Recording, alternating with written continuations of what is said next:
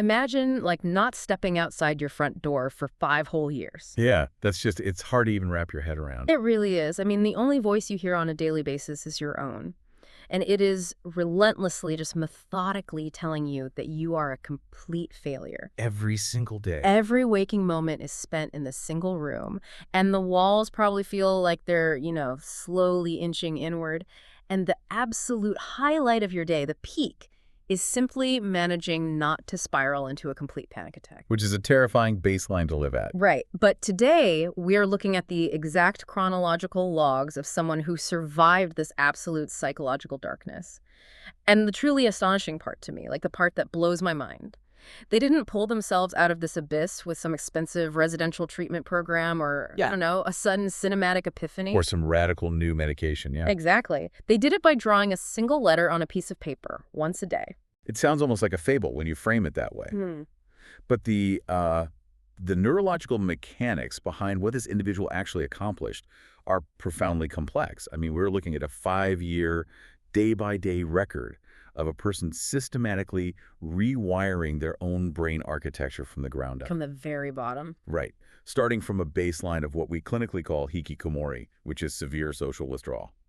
Well, welcome everyone to today's deep dive. Our mission today is to explore the profound and honestly mind-bending mechanics of incremental microscopic change. Microscopic is the key word there. For sure. Because whether you are someone who, occasionally spirals into self-doubt after a project at work goes wrong, or you're actively looking for a way to hack your brain's natural negativity bias just to survive the week, there is a literal blueprint hidden in this 5-year journey for you. There really is. And the core habit we're examining is just incredibly simple. It's writing down 10 positive things every night before bed. Which, on the surface, that sounds like the kind of generic gratitude journal advice you'd find plastered in cursive fonts all over social media. Right, like those aesthetic Instagram posts. Exactly. The internet is just absolutely saturated with the directive to, write down 3 things you're grateful for. But what makes this journey worthy of our intense focus today is the extreme starting point of this individual and the deeply unconventional, like almost rebellious hacks they developed to keep this tiny habit alive when every other facet of their existence was completely falling apart. It's survival. It is. This is a stress test of basic psychological advice inside a human crucible. Let's plunge right into that crucible then. Because we have to establish the baseline reality of where they were 5 years ago. Right. If we don't understand the depth of the hole, the climb out just makes no sense. No, you have to see the starting line. As you mentioned, they had been in a state of hikikomori for about half a decade. And for those who only know that term as, like, a buzzword, it is not just being a homebody or taking a long staycation in your room. Not at all. I mean, hikikomori is a phenomenon of extreme psychological and social isolation. It's deeply tied to the intense societal pressures of Japan, though, well, we are seeing analogous behavior globally now. But we're talking about individuals who entirely withdraw from all social life. Like not even going to the convenience store. Right, often not leaving their bedrooms for years. It's a state of total paralysis. And inside that paralysis, the biological reality of the brain actually begins to warp. And you can see that warping in the text. The daily reality they live through is just harrowing to read. I mean, they were dominated by relentless pessimism and active suicidal ideation. Their mind was utterly controlled by deep-seated trauma inflicted by their parents. The parental trauma is a massive factor here. Yeah, and on top of that, they were self-medicating with an alcohol dependency that was steadily worsening, which of course fed into this visceral, paralyzing fear of other people. They literally could not open their front door. It's an incredibly dark place to begin. It really is. It's a cascading system failure of the human organism. Because the trauma feeds the initial isolation, right? Right. And then the isolation breeds depression. The depression demands self-medication, usually through alcohol or other substances.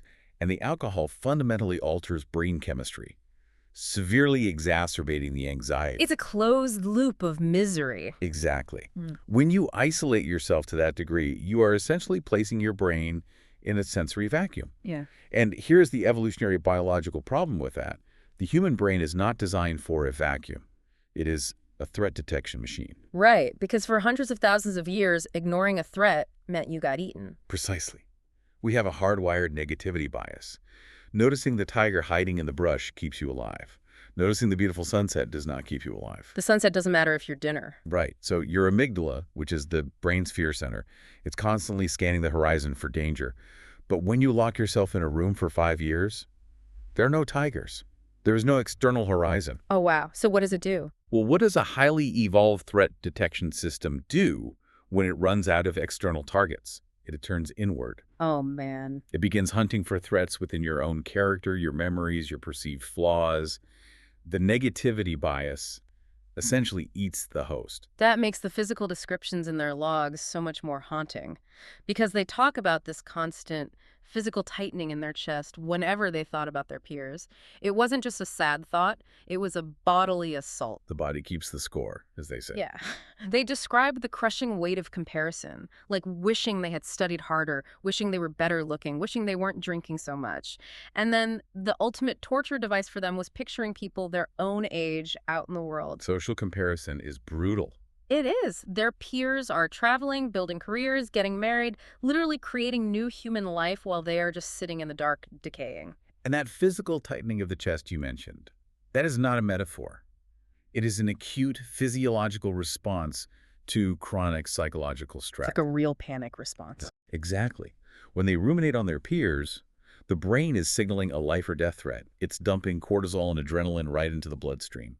But because they were just sitting in a room, that chemical cocktail has nowhere to go. You can't run away from your own thoughts. You can't. So it becomes toxic in the body. Yeah. And this is amplified by social comparison theory.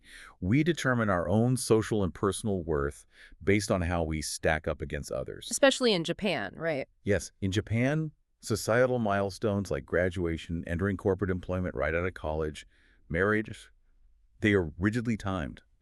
Falling behind that socially mandated timeline induces a profound culturally specific shame. So in a vacuum, the only data you allow in is the evidence of how far behind you are. But this brings up a massive friction point for me, and I'm sure for anyone listening who has ever been in a truly dark place. When you are dealing with clinical addiction, severe childhood trauma, and complete physical isolation, doesn't the advice to, write down 10 good things today feel completely absurd? Oh, absolutely. I mean, it feels like telling someone whose house is actively burning to the ground to try watering the lawn. How does "I had a nice cup of tea" hold any weight against suicidal ideation? It's the most logical pushback possible. And it's exactly why standard gratitude advice usually fails people in deep trauma. It feels insulting to your intellect. Right. When you are drowning, being told to appreciate the temperature of the water is infuriating. But we have to look at the mechanics of what the 10-item list is actually doing. It is not designed to put out the fire. Okay. It is not a cure for the trauma or the addiction. It functions as a neurological anchor. An anchor. Yes. When the riptide of that inward-turning negativity bias is pulling you out into the deep ocean of complete despair, a teaspoon of gratitude won't empty the ocean. But the physical, deliberate act of finding 10 things, no matter how small, is a forced interruption of a destructive neural circuit. It breaks the loop. Exactly. It throws an anchor down to stop the drift. It doesn't fix the boat, but it keeps you from disappearing entirely. That distinction is crucial. But even throwing the anchor down was an agonizing process for this person. We see in the early logs that the immediate reality of starting this habit was brutal. For about the first entire year, a full 365 days of trying to do this every night, they essentially couldn't find anything good to write. Which tells us everything we need to know about the state of their cognitive filtering. Exactly. The struggle of the blank page. They describe how sitting down to find just 10 simple things revealed this terrifying truth. They were evaluating themselves with an almost sadistic strictness. Sadistic is the right word. They would sit there, pen in hand, and the only thoughts that would surface were, "I didn't achieve anything today," or "I am completely flawed." The positive things simply did not exist in their mind. This is where we shift from viewing this as just a diary to viewing it as a psychological diagnostic tool. Because the inability to find 10 positive things in a 24-hour period isn't a reflection of an objective reality where literally nothing good happened. Right, the sun still came up. Yeah. It is a symptom of a fundamentally broken internal filtering system. Specifically, it involves a network in the brain called the reticular activating system, or RAS. Okay, how does the RAS work in this context? So your brain receives millions of bits of sensory data every second. temperature, light, the feeling of your clothes against your skin, ambient sounds. You would go mad if you processed it all consciously. It's too much data. Way too much. So your RAS acts as a bouncer at the door of your consciousness. Oh, I like that analogy. Yeah. It only lets in information that validates your deeply held core beliefs. If your core entrenched identity is I am a total failure, your brain will actively delete or ignore any data that contradicts that narrative. Wow. It's a mechanism to avoid cognitive dissonance. The brain would rather be miserable and write about its worldview than be happy and have to reevaluate its entire identity. So it's like putting on a pair of glasses that completely filters out the color yellow. And then you walk into a field of sunflowers and you're swearing the entire world is just gray. Exactly. The flowers are there, but the lens literally prevents your brain from perceiving them. I usually think about this in terms of physical fitness. Like, imagine you've been entirely bedbound for 5 years. On the very first day you decide to get healthy, you walk into a gym and try to bench press 150 pounds. You can't budge the bar, the muscle fibers simply aren't there. Right. So the psychological muscle of positive recognition, of being able to spot a good moment, it has completely atrophied for this person. The muscle atrophy analogy is good, but the neurological reality is actually much more insidious than that. Oh, so? Well, with a muscle that just shrinks from disuse, right? Yeah. But in the brain, thanks to a process called synaptic pruning, when the positive recognition pathways atrophy, the brain doesn't just let that energy sit idle. Uh-oh. Yeah. It cannibalizes those unused neural resources and redirects them to heavily reinforce the pathways dedicated to rumination, fear, and self-hatred. Your brain actively funds your self-destruction. That is terrifying, just completely terrifying. But it also highlights something so universal, because if we extrapolate this away from severe isolation and just look at everyday life, we all have this broken filter to some degree. Oh, absolutely. Everyone does. How often do we reach the end of a perfectly fine Tuesday and dismiss the entire day just because we didn't achieve something monumental? We think, I didn't finish the big presentation, I skipped my workout, I ate junk food. Today was a total wash. We write off the whole day. We do. We set the bar for what constitutes a good thing at this impossibly high cinematic level, but the bar for a bad thing, we leave that buried in the dirt. Yep. One person sends a slightly passive-aggressive email at 9 a.m., and the entire day is ruined. It's a staggering asymmetry.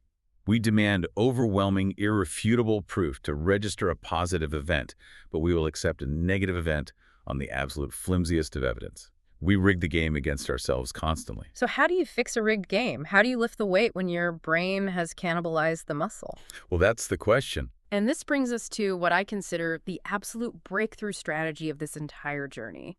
The turning point. How they solved the blank page problem by fundamentally radically redefining what a good thing even is. They utilized a concept they referred to as subdivision, or saibunka. Saibunka, yeah. To break things down into minute, almost microscopic constituent parts.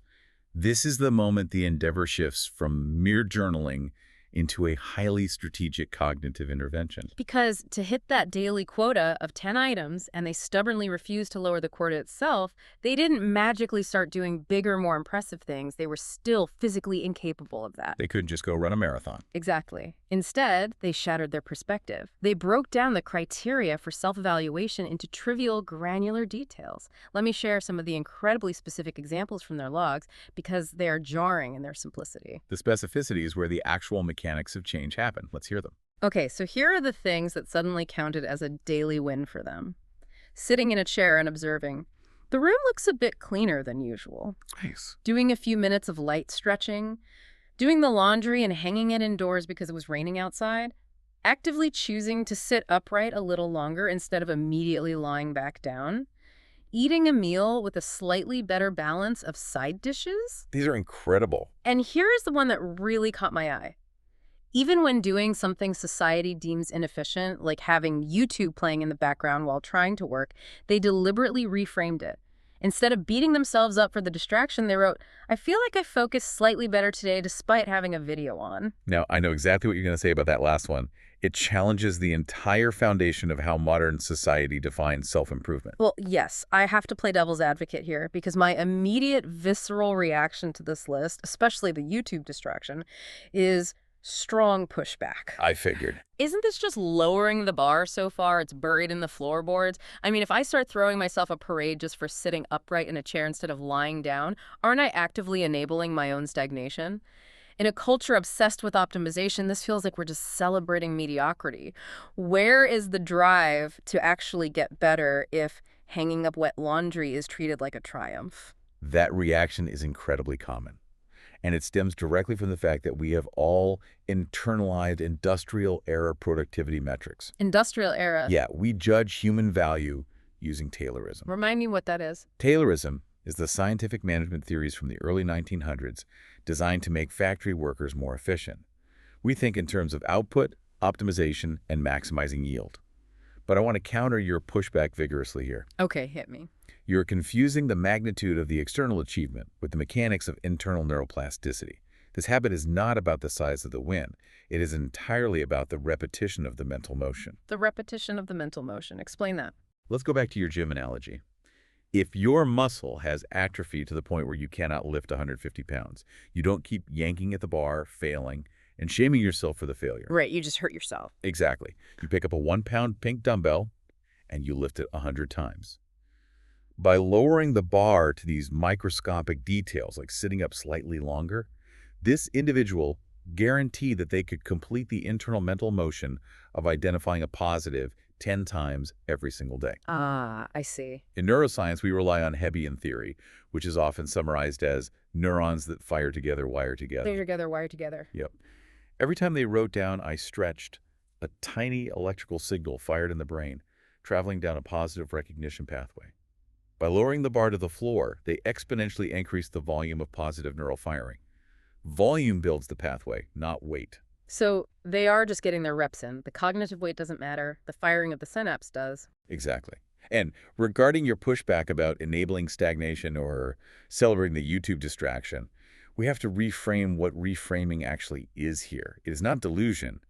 It is survival. Survival. When you are locked in a room battling suicidal ideation, your brain is a highly hostile environment. Shame is the primary engine of stagnation. Shame keeps you stuck. Always. If you shame yourself for watching YouTube, you trigger a cortisol release, you feel worse, and you retreat further. By actively converting an inefficient moment into a micro-win like, I focus slightly better despite the distraction, you are interrupting the shame spiral before it can solidify. You're cutting it off at the pass. You're wrestling the steering wheel away from the amygdala. Creating psychological safety is the absolute prerequisite for any future behavioral change. You cannot shame yourself into long-term growth. That completely flips the script. I mean, when you're drowning, you don't criticize the life preserver for not being a luxury yacht. You just hold on. Beautifully put. They refuse to let the negativity bias dictate the narrative of the day, even on the days they barely function. Which leads us directly into how this habit mechanically evolved over time. We've seen how they changed what they wrote about, but we need to talk about how they physically executed this habit every night. Because this is the ultimate hack for killing perfectionism. This is the operational secret that sustained them for over half a decade. They kept writing even on the bleakest days. Some days they only managed 1 item, or maybe 5. But the massive structural breakthrough, the thing that cemented this as a permanent daily fixture, happened when they decided to completely abandon the idea of a journal. Yes. They stopped trying to write proper, coherent sentences. They deconstructed the aesthetic of self-help entirely. Completely. The logs show they embraced being sloppy. They allowed themselves to be fiercely narcissistic in their entries, writing absurd, over-the-top self-praise just to see it on the page. They eventually discarded punctuation entirely. And then, the final evolution, they stopped writing words altogether. It morphed into writing just the very first letter of the positive thing. The single-character hack. It's brilliant in its minimalism. The example they give is perfect. Let's say the positive thing they wanted to record was, the food was really good today. In Japanese, that's kyukohan ga oishikatta. Right. Instead of writing that sentence out, they would literally just draw the single kanji character for now, which is ima, or perhaps a single hiragana stroke. Just one isolated character on a blank page. But the physical ink on the page is only half the equation. Right. What is happening in their cognitive workspace while they draw that single character? Well, that's the magic. They noted that while their hand drew the single letter, in their mind they were clearly, vividly speaking the full positive thought. The physical letter was just a trigger. The analogy that immediately jumped to my mind was a zip file on a computer. Oh, that's a perfect analogy. Right. You have this massive, complex folder full of high-resolution photos and documents, and you compress it into one tiny 5 kilobyte icon to save space on your desktop. You look at that single letter on the journal page, but in your brain, the full emotional memory unpacks and floods your system. It is a secret, highly compressed shorthand code you invent with yourself. The zip file analogy perfectly captures the efficiency of the process. If we analyze this through the lens of behavioral psychology, specifically looking at models like B.J. Fogg's Tiny Habits methodology at Stanford, the absolute greatest enemy of any daily behavioral change is friction.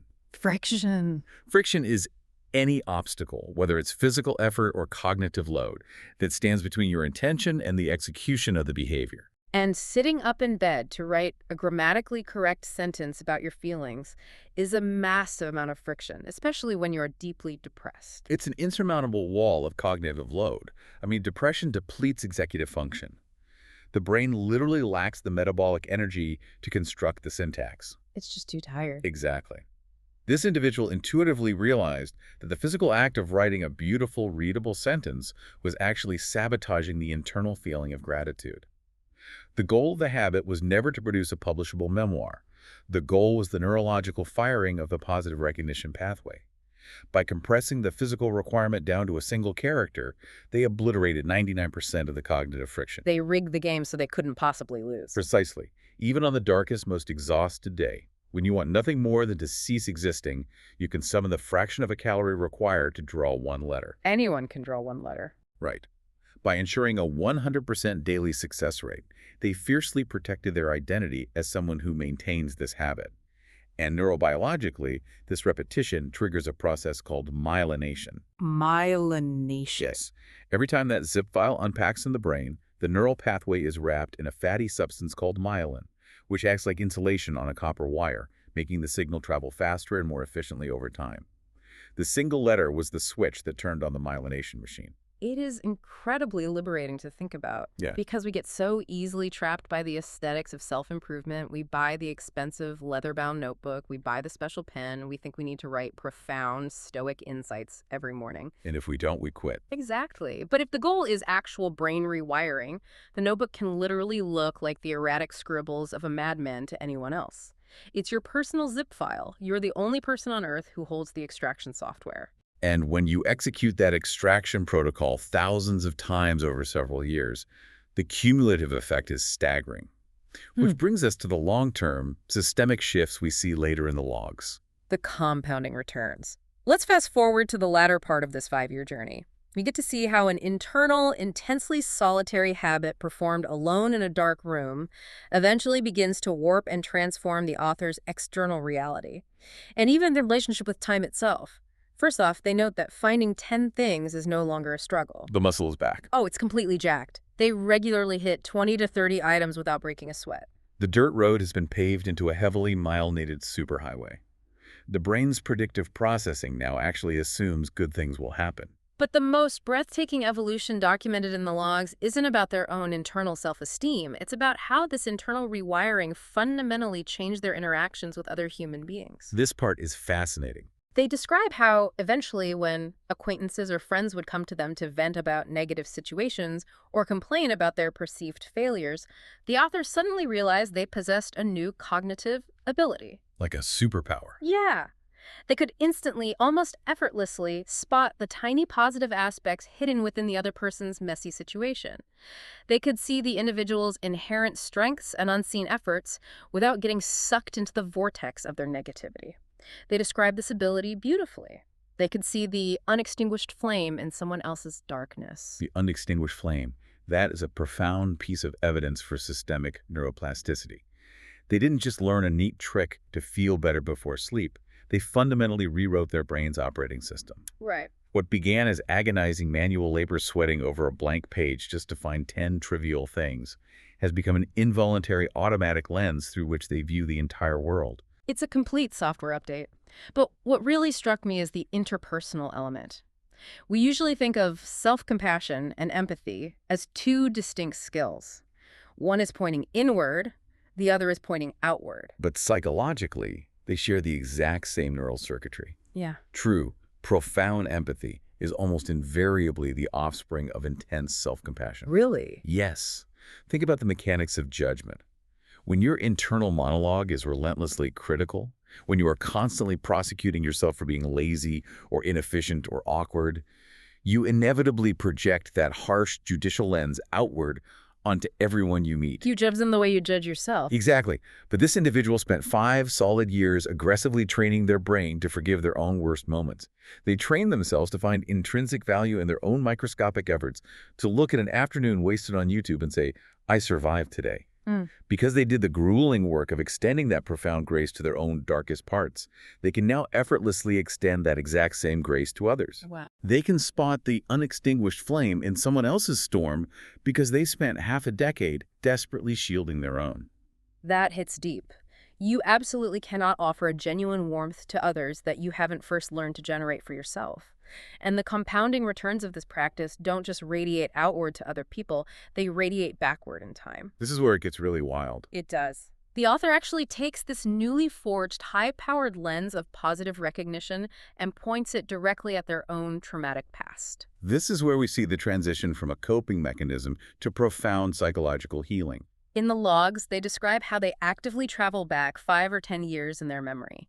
They locate the past versions of themselves, the versions that were suffering deeply, the ones making terrible mistakes, the ones who were utterly unpraised and unloved at the time, and they actively, retroactively praise them. They go back for them. Yeah, they search for the positive micro-wins in what their past self was enduring. The author explicitly states that, today, almost no part of their history remains unpraised. This touches on one of the most fascinating discoveries in modern neuroscience: the concept of memory reconsolidation.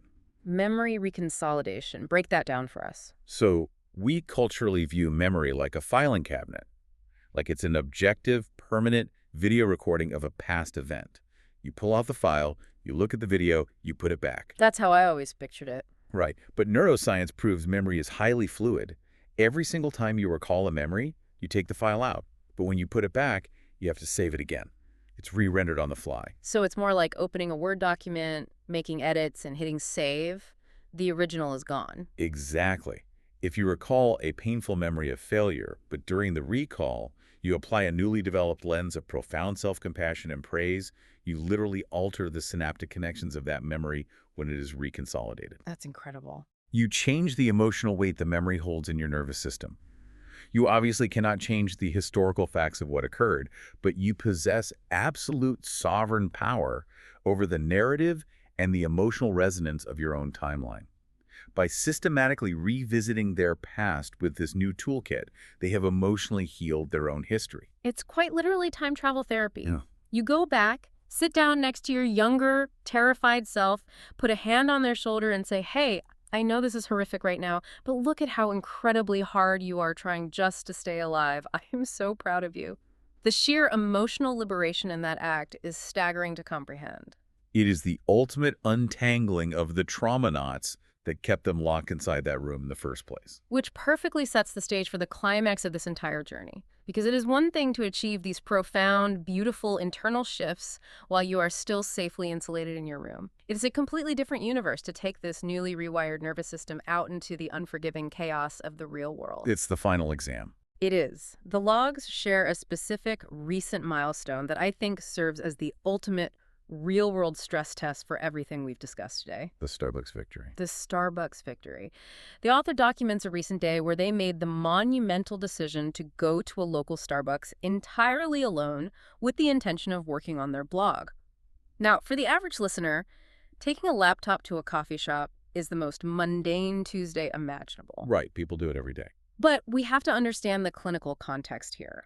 The author explicitly notes in their writing that they are dealing with the deeply entrenched trauma of being an adult child of dysfunctional parents, commonly referred to as ACA, and they are navigating autism spectrum sensory overloads at the same time. This context is absolutely vital to understanding the scale of the victory.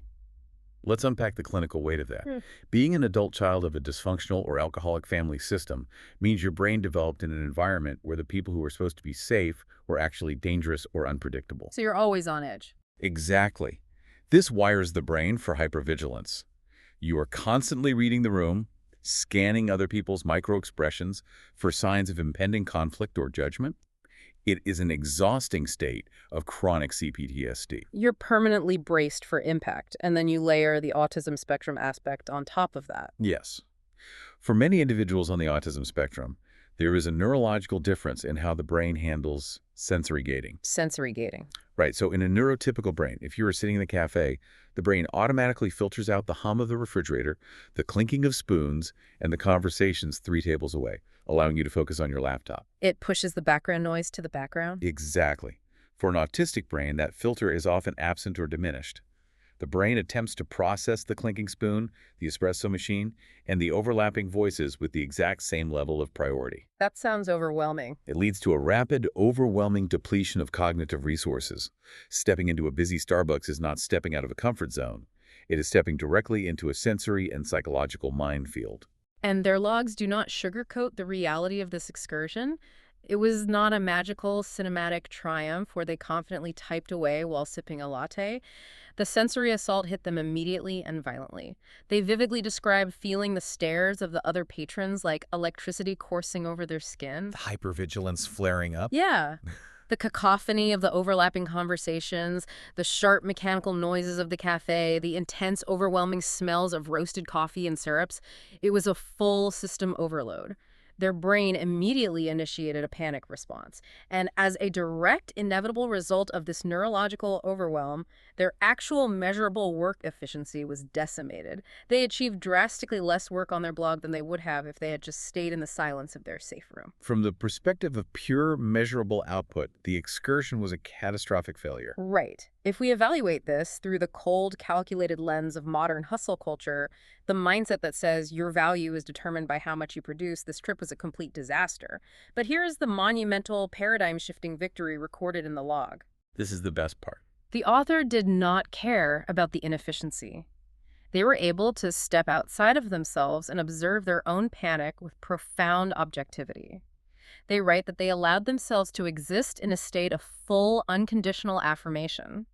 They actively accepted their panicked, deeply inefficient, sensory overloaded self exactly as they were in that exact moment. They didn't shame the panic. They refused to unleash the internal critic. Simply existing inside that Starbucks, holding their ground and surviving the sensory assault without fleeing or self-harming was recognized as an unmitigated triumph. If we contrast this visceral scene with the traditional productivity advice we are constantly fed, the paradigm shift is breathtaking. In the text, the author makes a very specific, pointed observation.